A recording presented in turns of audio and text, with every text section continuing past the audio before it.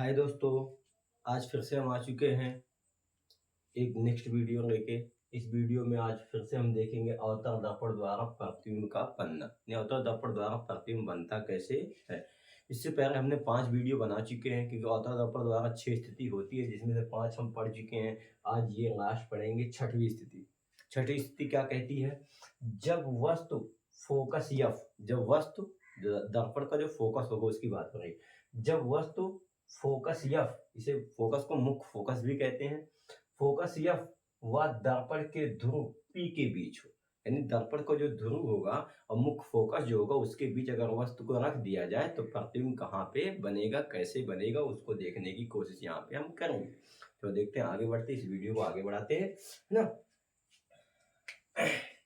उसके लिए हमको अवतरण दर्पण की बात कहा है, तो एक अवतरण दर्पण इसके लिए हमको बनाना पड़ेगा।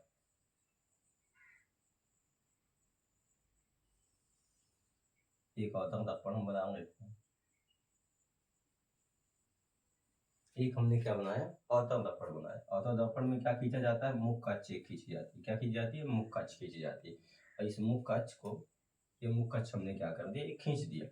अब देखो इसमें क्या होगा, ये दर्पण का ध्रुव केंद्र, दर्पण का वक्रता केंद्र सी होता है। उसके बाद मुख्य फोकस आपका होता है, उसके बाद मुख्य फोकस आपका एफ होता है, और यहाँ दर्पण का ध्रुव क्या होता है, पी होता है। ये 3 चीजें होती हैं, वक्रता केंद्र, मुख्य फोकस, दर्पण का ध्रुव पी होता है ना। अब वस्तु को कहाँ पे रखना, देखो वस्तु जो रखना है एफ व पी के बीच। एफ यहाँ पे, पी यहाँ पे, इसके बीच में वस्तु को रखना। यहाँ पे हमने क्या कर दिया, इस वस्तु को रख दिया। इसके बीच में कहा गया, इसके बीच, एफ व पी के बीच कहा गया, तो एफ व पी के बीच हमने क्या कर दिया, एक वस्तु को रख दिया। देख सकते हो, एफ व पी के बीच हमने क्या कर दिया, वस्तु को रख दिया। इस वस्तु का कुछ नाम देना चाहो तो नाम भी दे सकते हो। इस वस्तु का नाम हम क्या देते हैं, ए बी। ए बी हमने क्या कर दिया, इस वस्तु का नाम दे दिया, है ना।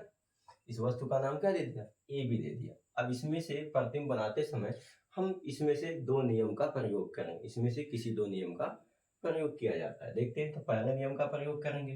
पहला नियम क्या कहता है,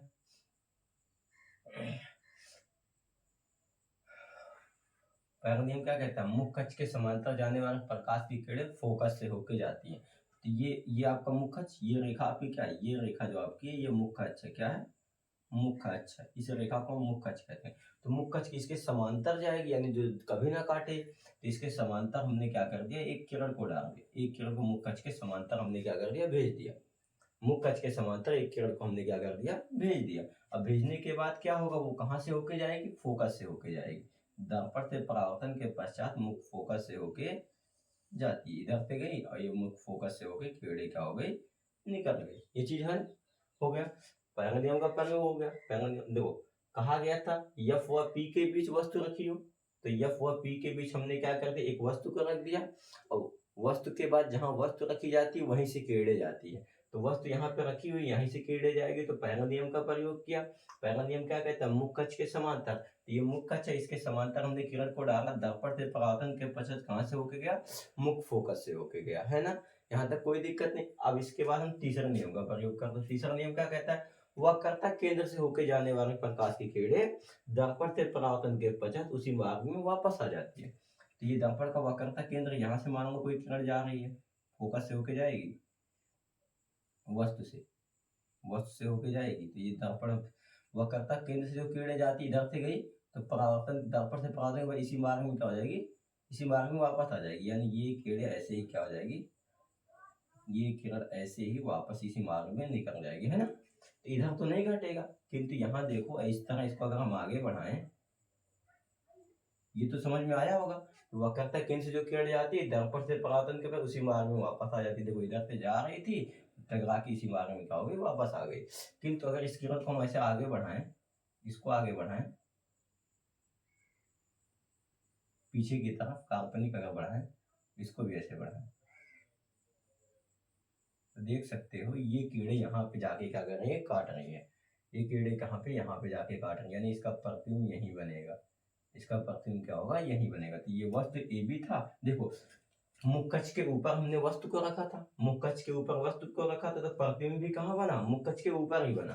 तो यानी ये कौन सा प्रतिबिंब होगा, सीधा प्रतिबिंब होगा, ए डैश बी डैश होगा, है ना, ए डैश बी डैश। और किरणें जहां पे काट रही है तो देखो, तो ये चीज हो गई, ये काल्पनिक प्रतिबिंब, काल्पनिक रेखा काट रही है तो काल्पनिक प्रतिबिंब हो गया, यानी आभासी प्रतिबिंब उसे हम कह सकते हैं। अब इसके 4 पॉइंट लिखने होते हैं, 4 पॉइंट को हम क्या कर देते हैं, लिख देते हैं। 4 पॉइंट क्या क्या हो सकते हैं, इसको हम यहाँ पे पुट करने की कोशिश करते हैं। 4 पॉइंट हम यहाँ पे पुट करके देखते हैं। पहला पॉइंट क्या होता है, पहला पॉइंट होता है बिंब की स्थिति, बिंब यानी वस्तु की स्थिति, हम लिख देते हैं बिंब, कोष्टक में वस्तु की स्थिति। बिंब यानी वस्तु की स्थिति कहाँ पे है, एफ व पी के बीच, क्या हो जाएगा, एफ व पी के बीच हो जाएगा ना, एफ व पी के बीच, ये स्थिति हो गई। उसके बाद दूसरी स्थिति क्या हो गई, दूसरा पॉइंट क्या आएगा, जब प्रतिबिंब की स्थिति पता हो गई, सॉरी बिंब की स्थिति पता हो गई, तो प्रतिबिंब कहाँ पे बना, प्रतिबिंब की स्थिति क्या है, प्रतिबिंब की स्थिति आपकी है दर्पण के पीछे, प्रतिबिंब की स्थिति कहाँ पे है, दर्पण के पीछे बन रहा है, तो लिख देंगे प्रतिबिंब, प्रतिबिंब की स्थिति, प्रतिबिंब की स्थिति कहाँ है, लिख देंगे दर्पण के पीछे। कहाँ बन रहा है प्रतिबिंब की स्थिति, दर्पण के पीछे बन रहा है ना, जब आगे बन रहा है, दर्पण के क्या बन रहा है, पीछे बन रहा है। फिर प्रतिबिंब का आकार कैसा होगा, देख सकते हो आप, चित्र में देख के बता सकते हो प्रतिबिंब का आकार कैसा है। प्रतिबिंब का आकार, प्रतिबिंब का आकार कैसा है, देखो यहाँ प्रतिबिंब ये था, अब यहाँ प्रतिबिंब क्या बना, इतना बड़ा, यानी छोटा यहाँ पे था, वस्तु छोटी थी, प्रतिबिंब क्या बना, बड़ा बना, तो हम देंगे वस्तु से बड़ा, क्या हो जाएगा, वस्तु से क्या बनेगा, वस्तु से बड़ा बनेगा, है ना। ये पॉइंट हो गए, 3 पॉइंट हो गए। और चौथा पॉइंट उसको भी पुट करो, चौथा पॉइंट क्या कहता है, प्रतिबिंब की प्रकृति, प्रतिबिंब की, प्रतिबिंब की प्रकृति, प्रतिबिंब की प्रकृति कैसी है, एक बताओ, प्रतिबिंब की प्रकृति कैसी है, हमने बताया सीधा होगा और क्या होगा, आभासी होगा, तो लिखेंगे आभासी कामा सीधा,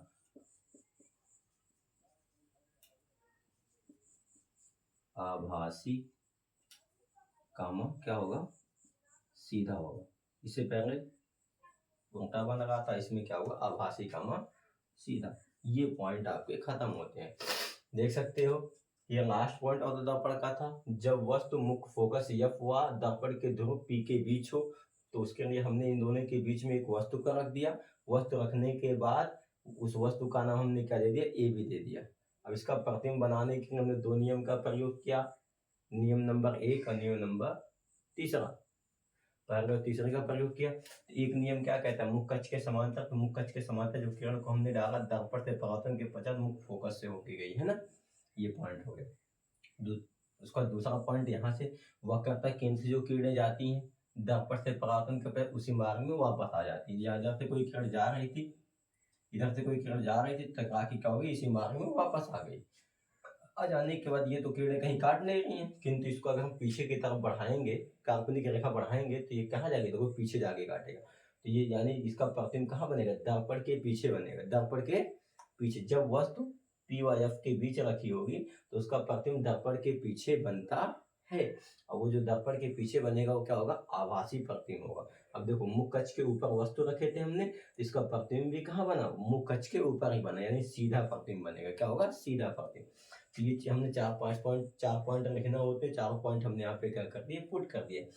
बिंब, वस्तु की, बिंब यानी वस्तु की स्थिति वो कहाँ पे थी, पी और एफ के बीच हमने लिख दिया, हो गया। फिर उसके बाद क्या था, प्रतिबिंब की स्थिति, प्रतिबिंब कहाँ पे बना रहा है, प्रतिबिंब कहाँ बना है, दर्पण के पीछे, तो हमने लिख दिया दर्पण के पीछे, हो गया ना। उसके बाद क्या है, प्रतिबिंब का आकार, प्रतिबिंब का आकार कैसा है, देखो वस्तु इतनी छोटी है, प्रतिबिंब इतना बड़ा बना रहता है, यानी वस्तु से बड़ा, वस्तु से बड़ा हमने लिख दिया। और प्रतिबिंब की प्रकृति कैसी है, प्रतिबिंब कैसा होगा, काल्पनिक रेखा काट रही तो आभासी प्रतिबिंब होगा, तो लिख देंगे क्या, आभासी कामा सीधा। ये पॉइंट आपके खत्म होते हैं। ये आपके अवतल दर्पण द्वारा 6 स्थिति थी, 6 स्थिति हम पढ़ चुके हैं। आप नहीं देखे हो तो जाके पीछे वीडियो देख सकते हो। अब इसके बाद जो 6 स्थिति हो गई, अवतरण दर्पण द्वारा हो गया, हम पढ़ेंगे उत्तर दर्पण द्वारा प्रतिबिंब का बनना, यानी उत्तर दर्पण द्वारा प्रतिबिंब बनता कैसे है।